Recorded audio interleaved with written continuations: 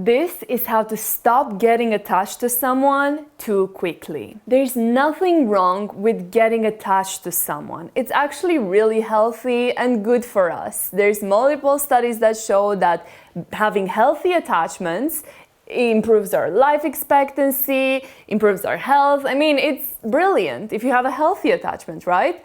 But there are times where you're getting attached way too quickly. Like you met someone one time and you're already obsessing about them, fantasizing about your future kids, and that's a problem. So let's talk about why it happens. Attachment, when it's too quick and intense, usually comes from unmet needs. So you're looking for someone to meet those needs of validation, of love, of connection, whatever it is, and you start projecting your whole unmet expectations and needs and your whole life deepest, darkest desires onto that person. Also, if you're feeling lonely, you are projecting those needs very quickly. If someone is giving you some breadcrumbs and is showing you, oh, I could meet those needs, but it often happens prematurely. So here's 2 techniques that you can work on to change that and stop obsessing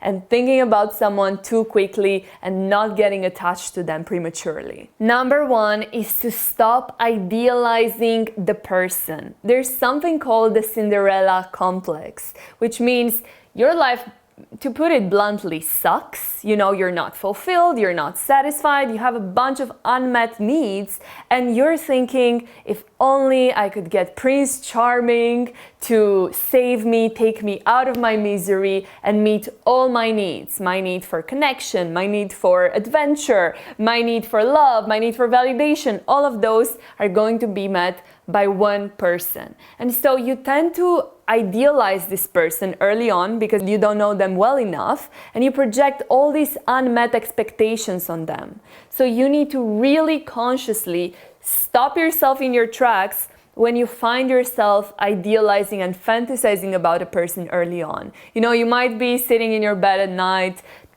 trying to make scenarios, about your future kids and, adventures that you're gonna go on, and you need to stop yourself. It's okay that they come up. You just need to consciously say, this isn't real. Let's take it slow and see what happens. It's also important to see them for who they truly are and to start seeing their flaws as well, not only the good parts.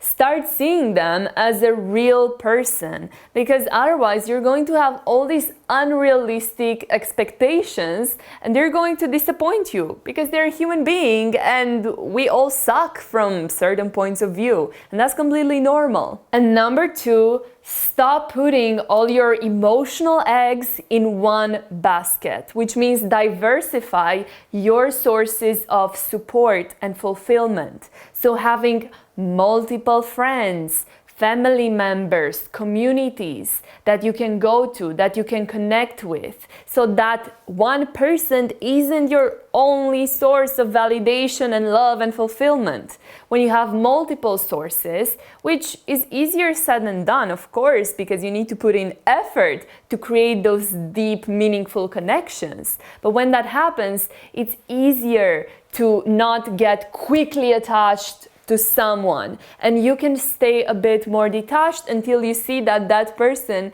is the right one for you and you're not jumping into something that could potentially be really toxic, without testing the waters first.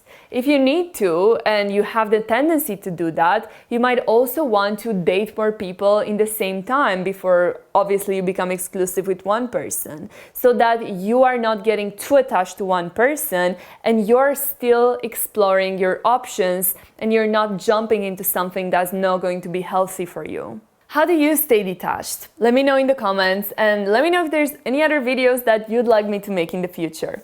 Bye!